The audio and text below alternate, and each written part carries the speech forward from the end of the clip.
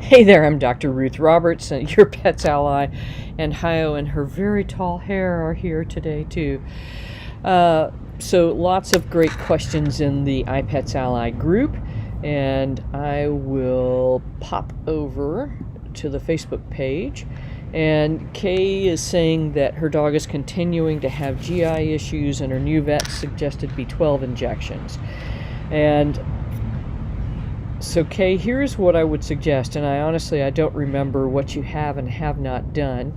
So B12 deficiency occurs when and folate deficiency or elevation, folate deficiency and B12 deficiency occur when there is insufficient amounts of those vitamins being absorbed, and that is all secondary to the GI condition. So they don't actually cause a problem, but they are a result of an ongoing problem of malabsorption. And so here's what I would suggest to you. There is a test that used to be called the Texas A&M GI panel that tests for I'm going to run down the options. So if chronic pancreatitis is on the table or pancreatic exocrine insufficiency, meaning the dog's not making enough pancreatic enzyme is on the table as a problem, or a potential problem, then this is where the Texas A&M test would be useful, because it's going to show you, is this a problem because the pancreas is unhappy and angry, or because your dog's having diarrhea because there is not enough pancreatic enzyme, and so diarrhea is an issue, vomiting can be an issue, things of that nature. And then it will also show you that, the B12 is either low or high and the folate is either low or high or whatever. And those are not so relevant. I think B12 injections will help your pup feel better, but it still doesn't really address the issue underlying. So if pancreas is not a problem and your dog is having diarrhea, is it a problem because there's actually still a bug in there? Something like C. diff, Campylobacter, E. coli, pathogenic species of E. coli. So all of these bugs make enterotoxins, little proteins that make our tummies be very unhappy. And so it's important to know if there is a bug in there that's not able to be killed by metronidazole, which is what almost every veterinarian tries. So I think you really need a good workup, Kay. And if your vet is not able to do that, this is where consultation may be very helpful to you. As far as I can help review the medical records of what's been done so far, and then make some suggestions that your veterinarian may not be familiar with. And again, happy to work with your vet so that the right thing happens all the time. So I hope that makes sense. B12 will probably make your pup feel better, but it won't necessarily fix the GI issue. So hope that's helpful. Susie is asking about Goldie again, and Goldie had this really nasty wound that took a long time to heal, and it sounds like she had to really debulk it. So Susie, what I would suggest is this. I think that you had tested Goldie for MRSA last time, maybe not, I can't remember, and I think we had talked about blastomycosis. You're not in that area. What I would do is get the skin cultured as soon as possible. In the meantime, what you can do is not on the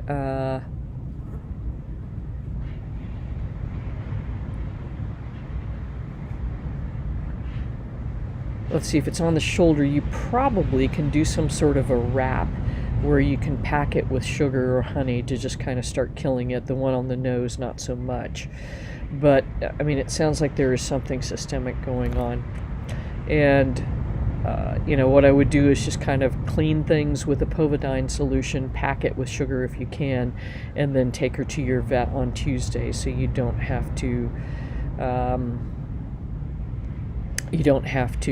kind of go through this whole rigmarole starting fresh with somebody.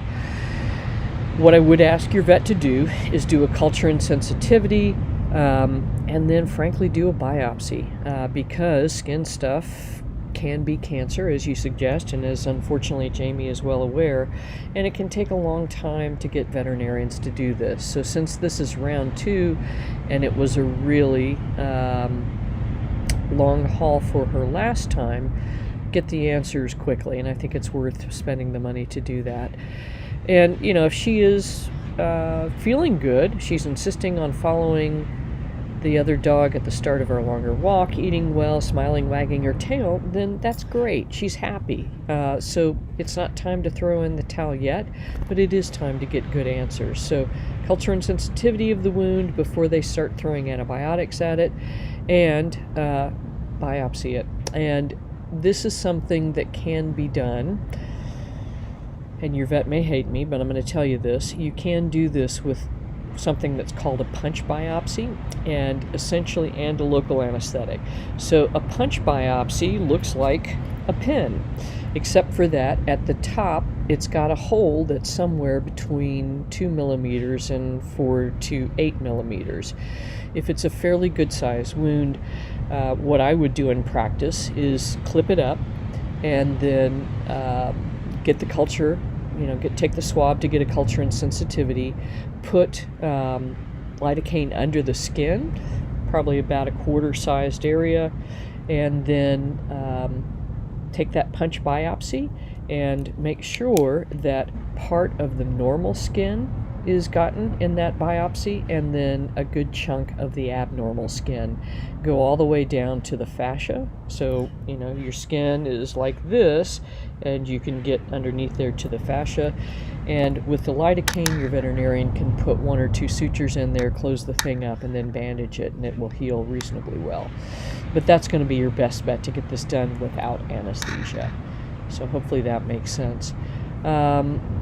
Sri is asking if giving spirulina daily can cause urine pH to be alkaline and in turn cause a UTI. It can cause the urine pH to be alkaline, but generally it should not cause a UTI. Now, having said that, bacteria often cause the urine to be alkaline. So that's the whole chicken and egg thing. So if Cece's having problems with this again, this is where making sure her urine pH stays between 7 and 7.5 is really important. And if you're seeing it be 8, then I would really encourage you to use some vitamin C or something else like that to help acidify the urine more and bring it down.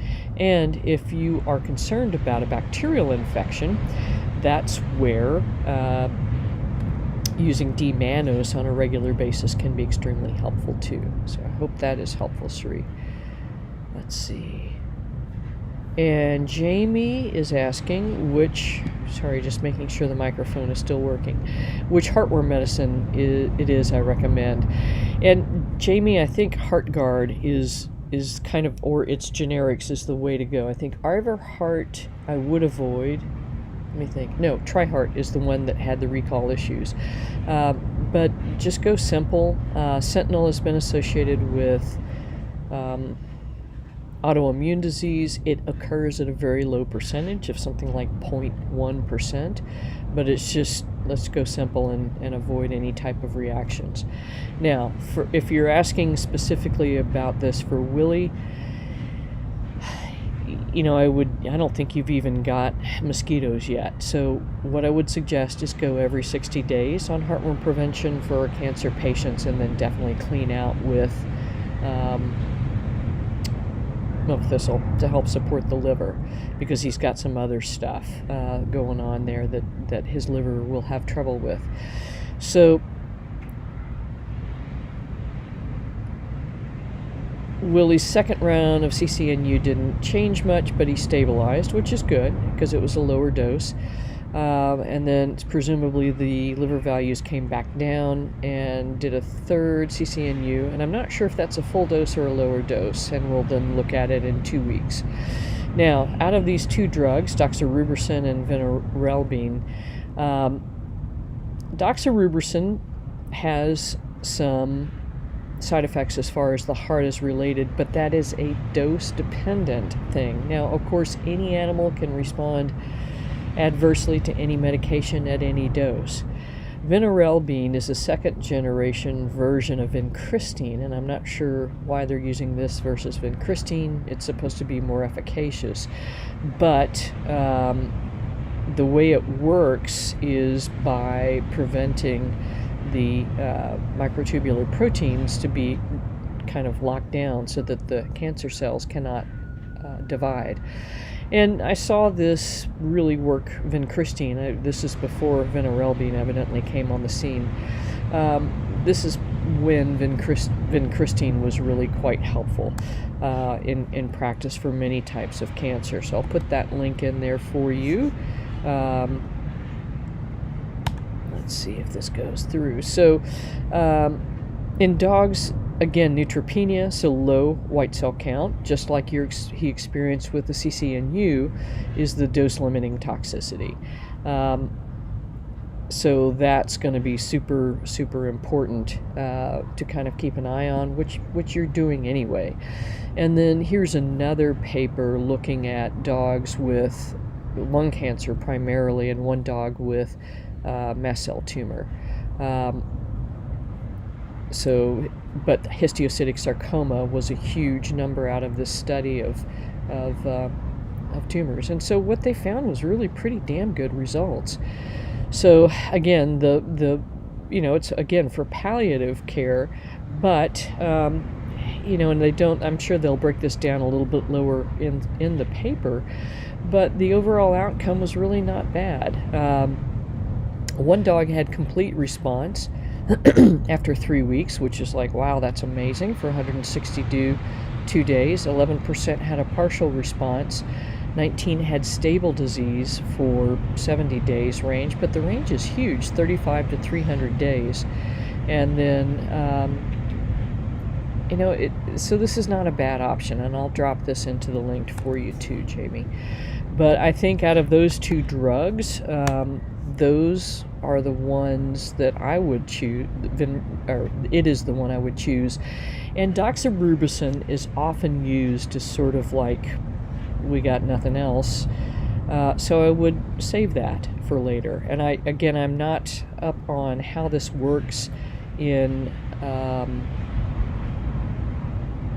this particular cancer, but I think that's the way that I would go. So let's see if we can get down to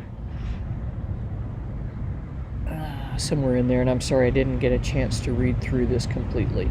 There it is, histiocytic sarcoma.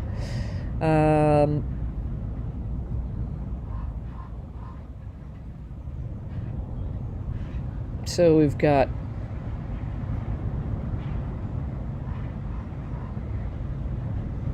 So this is the dog that actually had a complete response to therapy 21 days after vinorelbine began. And looks like we got a total response of 162 days, which is pretty decent. So, and this is the thing, Jamie, unfortunately you're in a can we get it to hold still phase for long enough. So I think this is specifically with this tumor, this is the best information you've got.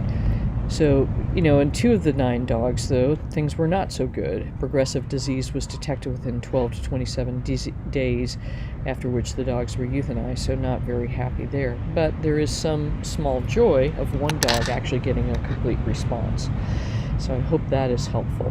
Let's pop back over here and see what else we got. And I think that's kind of it for today. So hope you all are happy, healthy, and enjoying the well, I think you got one more blast of winter coming across most of the U.S. I'm very sorry.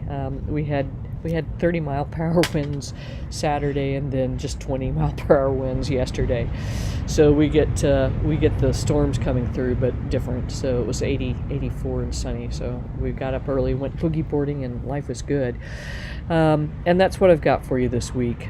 We've got the St. Patrick's Day sale coming up, or actually it's starting today. and just let us know how we can be of help. Bettina, thank you so much for doing that video review, and if you all have time or inclination to do that, that would be marvelous.